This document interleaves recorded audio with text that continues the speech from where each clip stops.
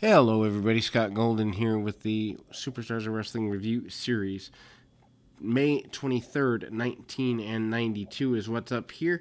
And The Undertaker and Bill Pierce kicks us off. Of course, Undertaker has turned babyface a few months earlier prior to WrestleMania 8, probably around, I don't know, maybe January or so of 1992, maybe a little bit later than that, maybe February. But he's been a babyface for a little while now, and he's headed towards roads with the Berserker at the moment. Bill Pierce is his adversary of the day. Pierce tries to attack him from behind, probably not the smartest thing in the world. I love The Undertaker in this era because he basically sells nothing, and he's a true character. I'm not much for overly gimmicky guys.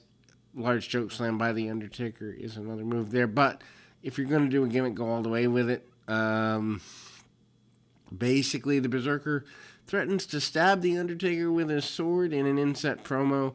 Undertaker still uses heel-related tactics, but he's over with the fans. And then he hits the big boot. Amazing to me that, this is the summer of 92. Less than 2 years before, Ole Anderson was telling this man that he wouldn't draw a dime in the business, and amazing that that even exists. Undertaker does the rope walk gimmick, of course, borrowed from Don Jardine, where things were in Texas, where Taker first picked that up. Of course, Paul Bearer on the outside of the ring, tombstone by the Undertaker. 1, 2, 3. Update on the Ultimate Warrior. And Papa Shango character is up next. Their interaction with the Warrior puking, as well as the Warrior having black goo drip down his face in an interview from previous weeks, is highlighted. Then we've got Dwayne Gill and Virgil. Virgil, a babyface for about a year now. He's kind of a boxer type in that he doesn't really have that many big moves. Gill, of course, who later becomes Gillberg in 1998 or so. So here you are, 6 years to get a break. There's a miscue in the match.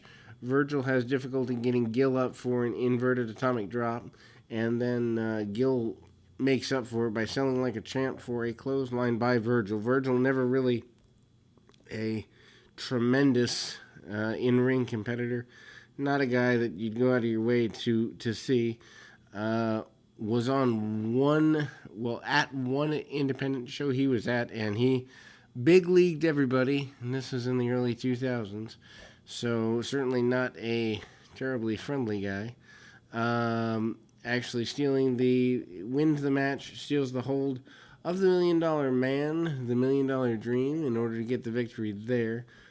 Speaking of the $1 Million Man and IRS, Money Incorporated up next with their tag team championships not on the line, but still the tag team champions in action here. Obviously, DiBiase probably just under a year away from being done from in-ring action on a consistent basis due to a neck injury. His final match, I believe, with the WWF SummerSlam of 93.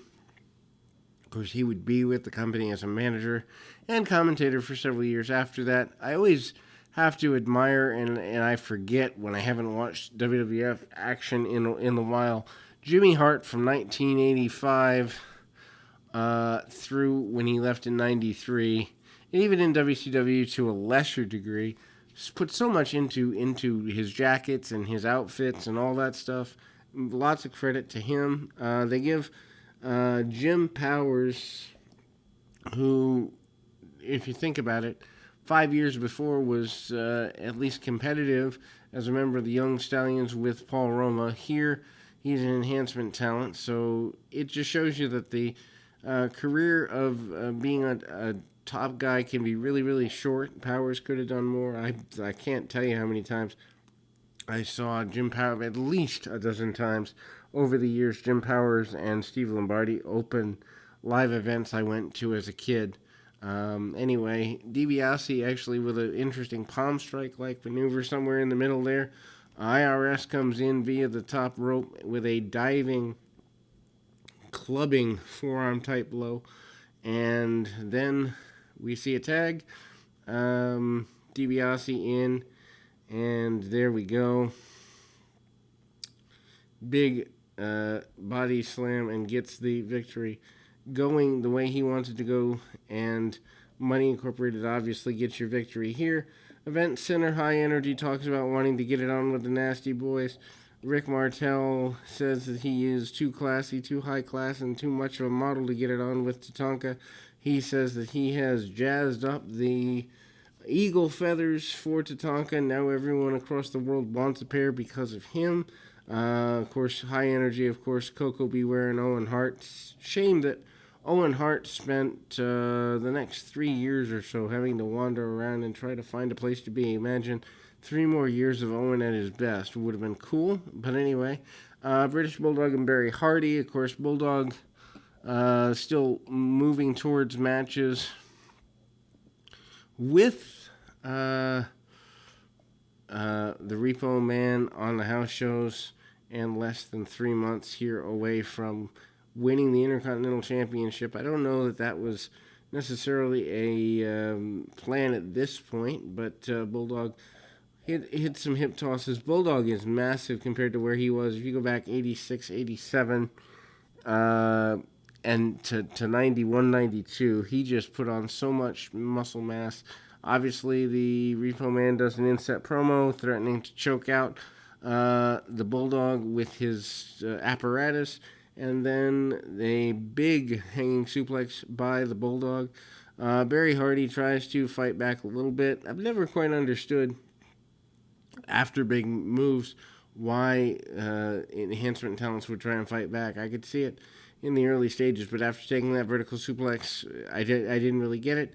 Running power slam by the Bulldog gives him the victory. Then we move to Ric Flair and Mr. Perfect promo. Flair with a non-named woman, a picnic basket, and Curt Hennig, his manager.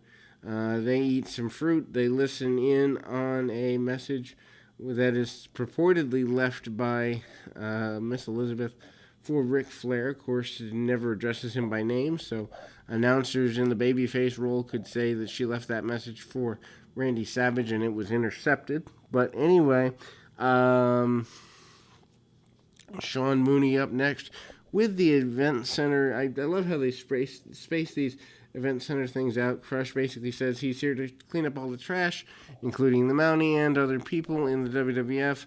Calls himself 6'7" and 320 pounds, and he is not going anywhere towards not getting victories. Here, Bobby Knight versus the Mountie is there as well.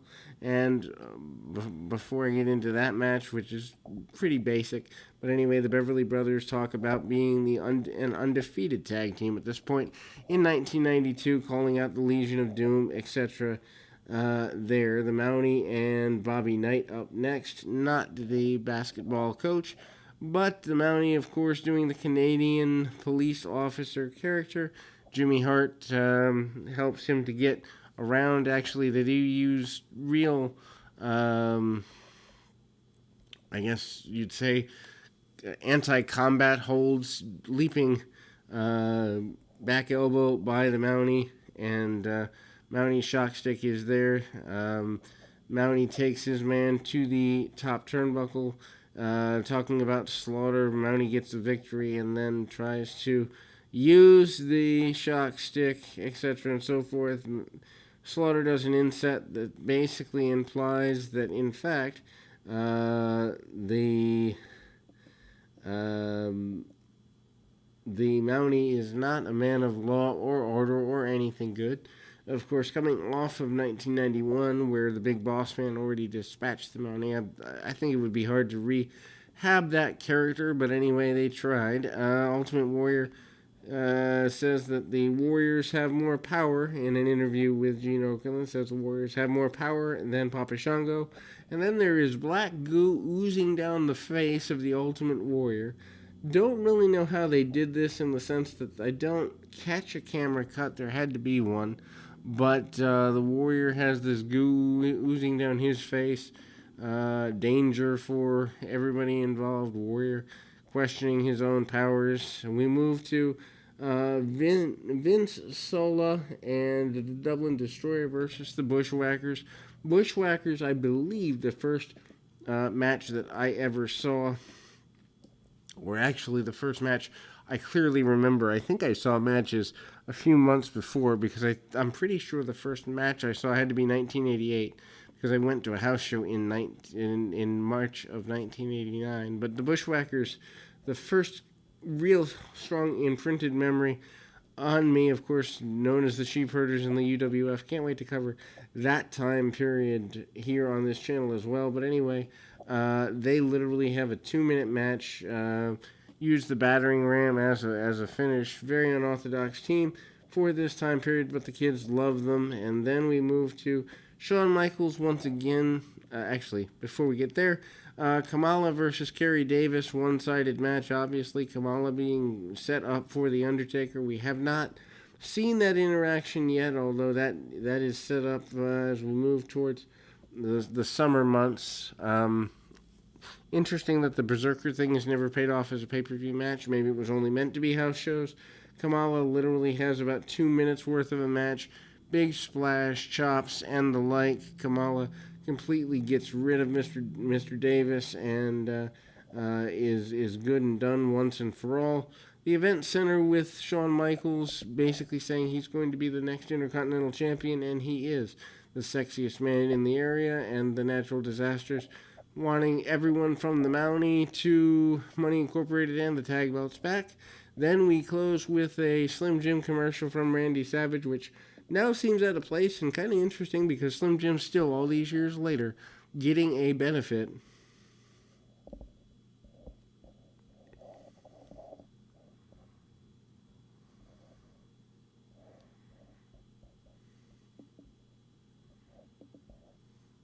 From that process of having that agreement. Anyway, we are done for this moment, and until next time, keep your feet on the ground, your mind in the moment.